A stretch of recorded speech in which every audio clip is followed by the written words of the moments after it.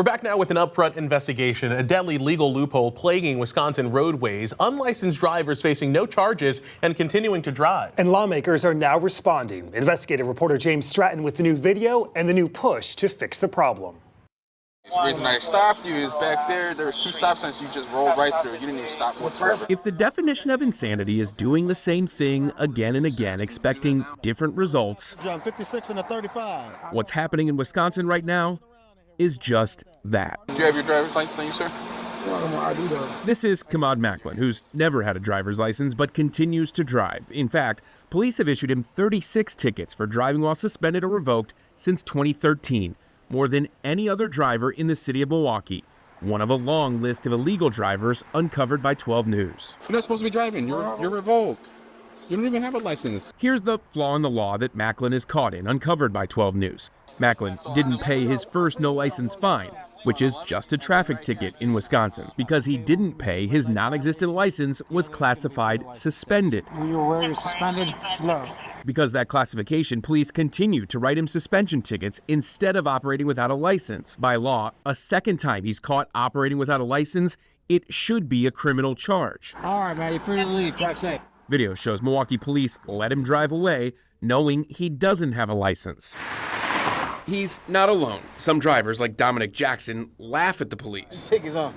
Couple tickets, yeah, but I mean, it don't matter. You don't pay your tickets anyways, right? Hey, I was going to say that, Richard, like that. Yeah, you don't pay them, so whatever.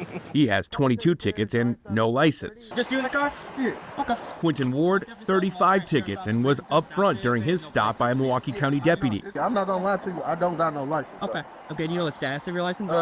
They suspended, I believe. Okay. Because I got plenty tickets. I'm not going to you around. Ward is accused of hitting Tina Firetag in 2022. While the felony case is pending, Ward is still driving. Police writing him 5 more tickets since the alleged hit and run. Hey, how are you? And Navaris Campbell, he has 27 suspension or revoked tickets. You got a revoked driver's license. You're not supposed to be driving. I'm getting that handled like It- I know you're laughing. This isn't funny. Like, No, I'm saying I'm getting it. right. You've been cited 20 times for operating after revocation. It's more of a matter of when you're gonna get into an accident, running red lights like that, and seriously hurt somebody, and then it's not gonna be funny in jail. You know what I mean? No license, no punishment, and 2 years after this traffic stop, prosecutors say Campbell slammed into Taylor Poirier's car, killing him last June at 76th and Florist, taking a father away from his family. A 12 News Investigates tally shows unlicensed drivers with multiple tickets have killed at least 17 people in the last 18 months in our area.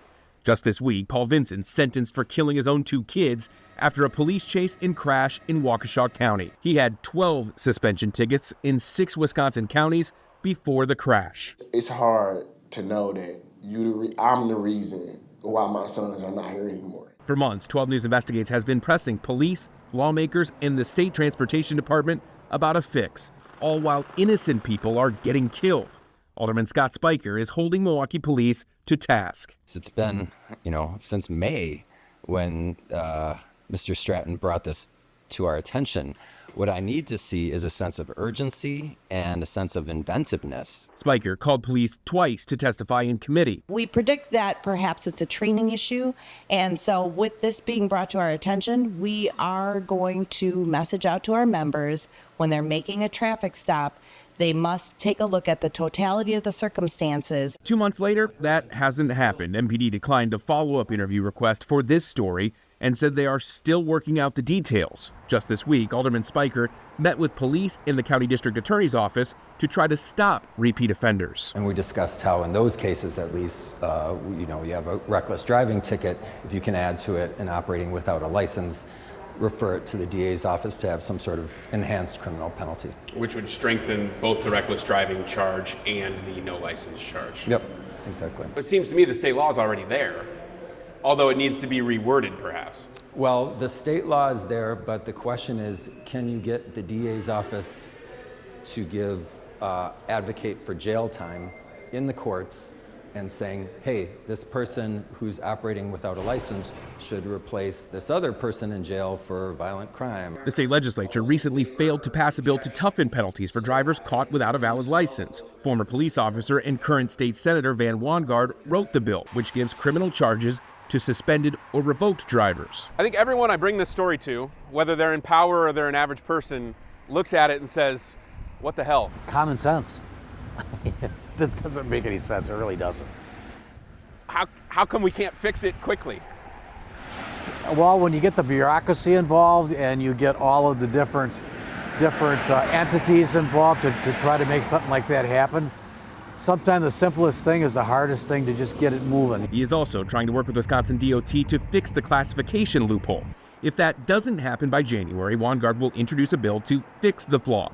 He also plans to reintroduce the bill that failed last session. They think it's a joke, and these people are irresponsible. The irresponsibility of doing the same thing again and again, expecting different results, is killing innocent drivers across the state. Do you have any questions for me? Are you afraid to leave? Address it.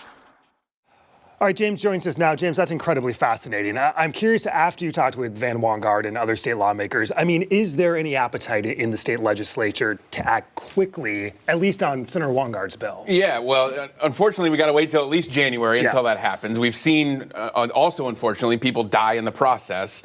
Wangard plans to introduce that bill yet again, the one that failed last session. He's also trying to close that loophole when talking to DOT, which then would hopefully at least stop the loophole portion of this from happening. The question is, when does that happen? And I unfortunately don't have the answer. You already mentioned that there are already laws on the books here. So is this more of a state issue or a local issue? I think it's both. The locals have to agree that they're going to charge whatever they decide to charge. But a lot of them point to the state and point at DOT and say, in our police computer, the driver shows up suspended even though they don't have a license, so that specifically needs to fix. So the locals have to agree on what they're charging. The DOT has to at least figure out that sort of coding issue as well. A lot of tentacles to this. James Stratton, investigative reporter. James, thanks so much for your work. Thanks, guys. Up next, Wisconsin's housing market. A new year approaching, a new president, and a new Congress. Tom Larson, president of the Wisconsin Realtors Association, is with us next.